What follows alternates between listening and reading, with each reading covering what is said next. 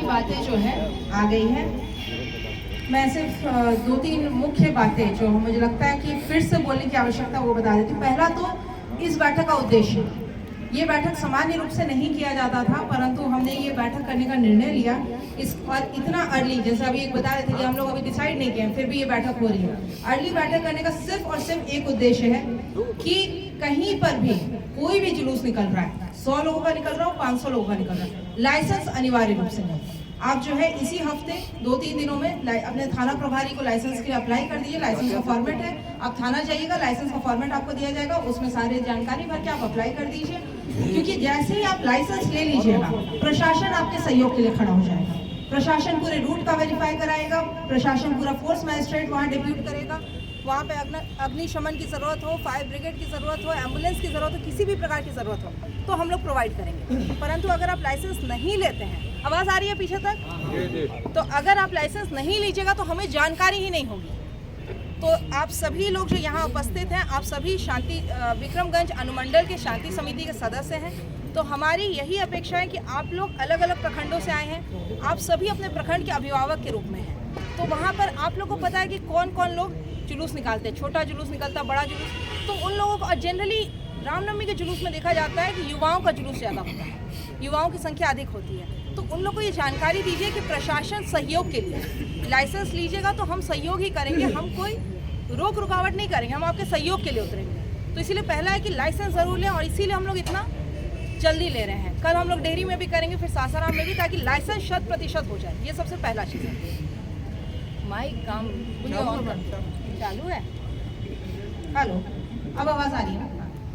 दूसरा जो है, जब आप लोग लाइसेंस लीजिएगा तो उसमें जो बार बार बोलोगे वॉलेंटियर्स इसीलिए हम लोग बोल रहे हैं कि देखिए प्रशासन वहाँ खड़ी रहेगी, मेरे सिपाही, मेरे मजिस्ट्रेट खड़े रहेंगे, परंतु जुलूस के समय प्रशासन, मेरा ये मानना है कि प्रशासन के प्रेजेंस में होना चाहिए, प्रशासन को इंटरफेयर नहीं करने की जरूरत पड़नी चाहिए। पर अगर कुछ हो गया तो हम आपके वॉलेंटियर्स को सूचना देंगे, आपके वॉलेंटियर्स अगर लोगों तक बात करेंगे तो वो बहुत पॉजिटिव मैसेज जाता है कि जो हमारे लोग हैं वो हमें ये बोल रहे हैं इधर से मत जाओ, तो रोक रहे हैं, तो हमारे लोग रोक रहे हैं तो मुड़ जाएंगे। अगर कोई सिपाही रोकेगा तो लोग उत्तेजित भी हो जाते हैं। तो इसीलिए वॉलेंटियर सफिशिएंट नंबर में रखिए, और कोई बैग जरूर रखिए। आई कार्ड भी दिया जाएगा। इससे इनफैक्ट वॉलेंटियर बनने से एक और अच्छी बात है कि आपको प्रशासन की तरफ से आई कार्ड हो रहा है, तो कल को कभी भी कोई मतलब काम रहे, कुछ रहे, तो प्रशासन से आपसे संपर्क भी अच्छा हो जाएगा। तो वॉलेंटियर जरूर बनाइए और बैच रखिए, ताकि भीड़ में हम लोग वॉलेंटियर्स को आइडेंटिफाई कर सकें। अगर मान लीजिए डीजे पे कोई गाना बज, डीजे नहीं मतलब आपका लाउड स्पीकर पे कोई गाना बज गया, तो पुलिस वाले जाके रुकवाएं या प्रशासन रुकवाए, उससे अच्छा रहेगा कि हम वॉलेंटियर को बोले वॉलेंटियर गाना बदलवा दें। मगर हमको वॉलेंटियर पहचान में आने चाहिए, तो उसके लिए बैच जो है सभी लोग, मतलब 5 रुपये का छोटा छोटा आता है, वो तो आप लोग देखे ही होंगे, ऐसे फूल बना हुआ बड़ा सा, वो बैच सभी लोग इंश्योर कराइए कि बैच जो है वो वॉलेंटियर्स के पास रहे, ताकि हम लोग आइडेंटिफाई कर लें, और कभी भी कोई भी मैसेज हमको देना रहेगा तो हम आपके वॉलेंटियर्स के माध्यम से देना चाहेंगे। हम डायरेक्टली जो है पब्लिक को नहीं बोलना चाहेंगे, क्योंकि उसका रिएक्शन मिल जाता है कभी कभी। तो बेस्ट होता है कि वहाँ पे प्रशासन मौजूद रहे, सफिशिएंट नंबर में फोर्सेस मौजूद रहेंगे, मगर हम लोग जुलूस से बातचीत कम से कम करें, इंटरफेरेंस नहीं होना चाहिए। आप लोग बीच में खड़े रहिए, हम लोग आप लोग तक बोलेंगे, आप लोग फिर कन्वे करिए, तो आपका मैसेज बहुत अच्छे से जाएगा। तीसरा चीज़ है कि जो टाइमिंग बताया जा रहा है, टाइमिंग जितना ज़्यादा आप लोग अडेयर करिएगा, क्योंकि आप लोग सभी लाइसेंसधारी हैं, आपके लिए सहयोग में रहेगा। अगर आप टाइमिंग अडेयर करिएगा, टाइमिंग का अनुपालन करिएगा, तो आपके लिए ही अच्छा रहेगा कि प्रशासन भी उस समय के लिए तैयार रहेगा। उस समय कई बार होता है ना, बिजली की तार आप लोग बोल रहे हैं, तो हम लोग बिजली भी काट देते हैं, तो उसी समय के लिए काटेंगे, जो कि आप लोग टाइमिंग लिखिएगा। उसके बाद अगर जुलूस चलता रह गया तो फिर आपका मतलब टाइमिंग गड़बड़ाने से फिर सब कुछ गड़बड़ाने लगता है। तो इसीलिए टाइमिंग का जो है, जो भी समय आपको लगता है वो समय आप एकदम सही दीजिए, और समय जुलूस निकालने का एकदम प्रयत्न करिए, समय निकल जाए। चौथा जो है लाउड स्पीकर डीजे, ये तो आप लोगों को पता है, आप लोग हर बार अनुपालन कर रहे हैं। अब ये बिहार के लिए नया चीज़ नहीं कि डीजे नहीं बजेगा, ये सब कोई जानता है कि नहीं बजेगा तो नहीं बजेगा, अब बजता भी नहीं है। शस्त्र भी आप सभी जानते हैं कि अब कोई नहीं निकालता है, मतलब ना ही मुहर्रम में हमने देखा है, ना ही रामनवमी में। सभी जिला में, मतलब मैंने कई जिले देख लिया, अब मतलब 4-5 साल पहले तक होता था, किसी भी जिले में एक बार कोई सांप्रदायिक हिंसा हो जाता, उसके बाद तो पूर्णतः बंद हो जाता है। तो ये जिला जो है 2 साल पहले एक सांप्रदायिक हिंसा झेला है, तो मुझे लगता है कि उसके बाद तो 100% बंद हो गया होगा और ये इसका अनुपालन आप लोग करिएगा।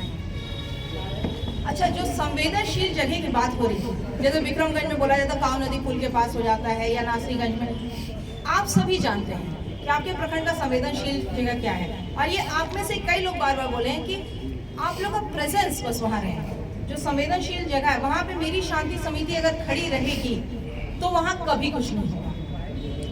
तो मेरा यही अनुरोध है कि जिस भी दिन जुलूस निकले या ईद के समय में, जो आपको लगता है कि यहाँ पर ईदगाह है या मस्जिद है, यहाँ पे भीड़ होती है, यहाँ मेला लगता है और संवेदनशील है, तो मेरी शांति समिति के सदस्य वहाँ खड़े रहें। अगर हमारे शांति समिति के सदस्य वहाँ रहेंगे तो कुछ भी नहीं होगा, क्योंकि सही लोगों का प्रेजेंस होने से बहुत फायदा मिलता है।